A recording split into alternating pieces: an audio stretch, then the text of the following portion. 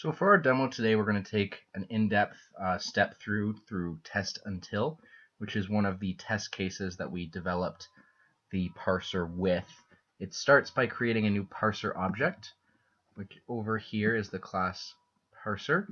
The parser has three attributes. They're a set of lists for months, January, June, July, etc. The cities that we're going to be covering with Beatroute, and then a venue list that is generated from text files like Calgary venue list.txt like we have here. So let's set back to the parser. During its construction, we call initialize lists, which down here is going to take those lists that we have, populate them with what we need in them. Here we're taking those text files that we have here on the side that you can see and loading in the different venues that we've pulled from Beatroute's website manually for our backup parsing. From there, let's go back to the test parser. We're going to load the text assigned to truenot.txt, which is this text file right here. From there, we're going to get the last paragraph of that through the parser method get last paragraph. Pretty simple there, just splits it up and then gets the last one. And then that last paragraph, first we're actually going to do a new article.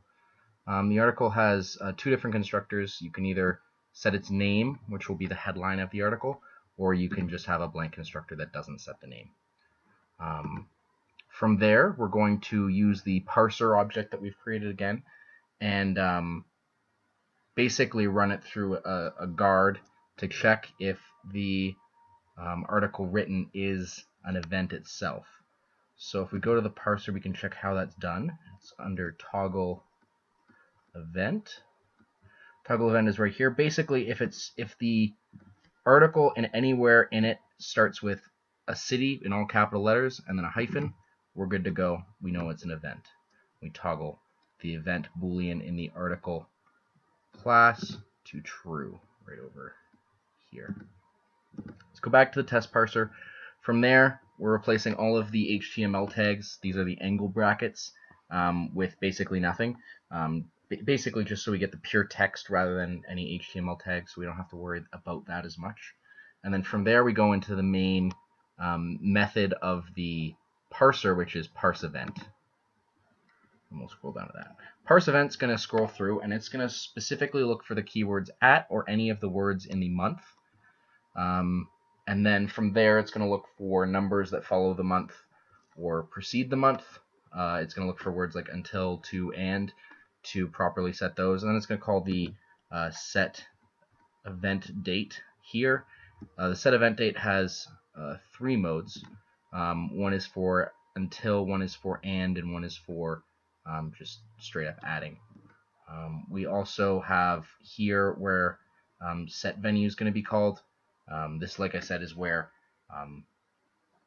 anything after at is going to be added. Here in the article, that's going to be right here. This is basically making sure that it's not a website, not a preposition. We have those booleans down here for that. Whole bunch of different things, making sure that the same venue isn't added twice.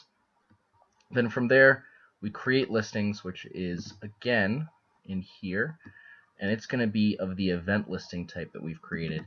And what basically that is it's the month, the days in an array list, the venue, and then the parent article that it's associated with.